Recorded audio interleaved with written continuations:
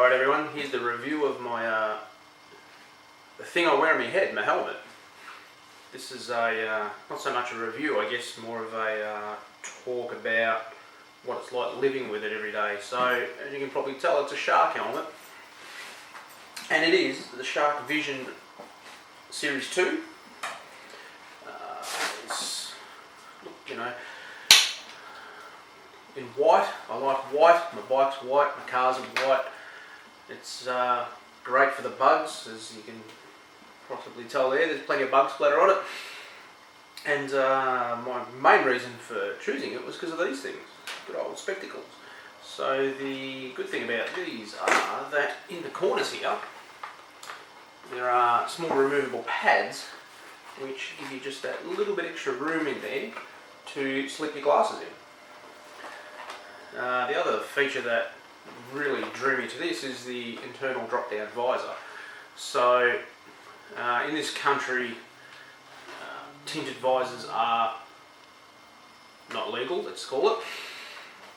So the ability to be able to just flick the lever on the side, drop the visor, get the sun off the face was a big feature to me. The other thing was the fit. Previously I've worn Shelby's. I found as I've got older, not only has this changed shape, but this has changed shape. So this thing fits quite well. The other thing that I did change on it though was the visor. Shark helmets back then, now they come with a pinlock ready visor. Came with a visor that was had a coating on the inside. I found that quite good for probably the first 12 months. Then it wore off, and I found through the colder mornings it was fogging up, and I was having to use the little anti-fog flip-up lever, so it just cracks it open pretty much all the time. When I got this, there was no pinlock available. Since then, they've released a pinlock visor. I managed to track one down and pick it up, so it's working quite well. The other features of this thing, look, you know, it's got your vent at the front, which basically does bugger all. Your vents at the top, which probably do a little bit when you've got this open and that open. It flows through and out the exit out the back. I do notice that it cools my head. It's got the little, what you call it, the neck protector here. So, you know, you can pull that down. Now one thing I have had happen is this little doorbell thing. I've had it pulled down and it's been there. When I put it on my head, this is actually caught on my nose, pulled like that, flicked back and cut my nose along here. So what I do now is I always make sure that that little bugger is tucked up in there. The other things I've done to this is I've added the Sena SMH10R Bluetooth unit. The reason I chose this is these things are shark tooth ready. Now, to me the shark tooth units are quite expensive. 90% certain that this is actually the same unit, just with a different controller. The battery tucks up underneath, back in there quite nicely. I've got the microphone down in the very front, and it does work very well for call. The speakers tuck up in the ear pads, and there are little cutouts in there. The note on the speakers, they are terrible.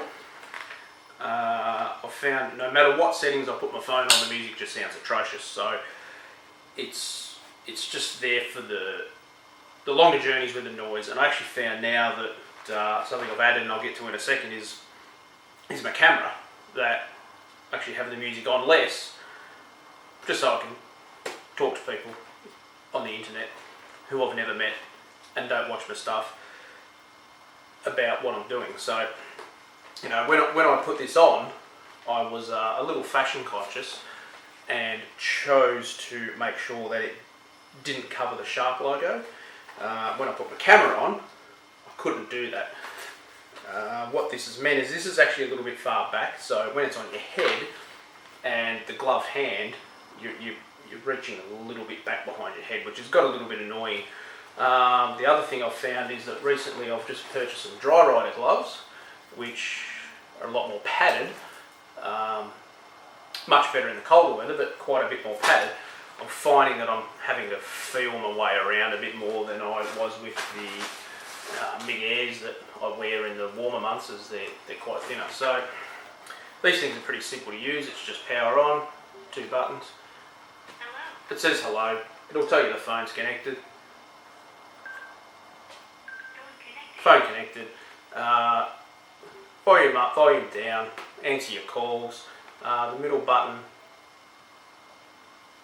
will give you a series of beeps. That's Siri. Play music. Siri's hopeless. Play music. Siri's not listening. 2 beats should start playing anyway, depending on the phone set on. Try it again. No, it is going. As I said, you may be able to hear that.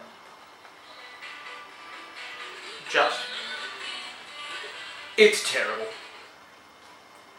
But you know, it does make longer riding journeys better. The other thing that is a recent addition is the Ghost S.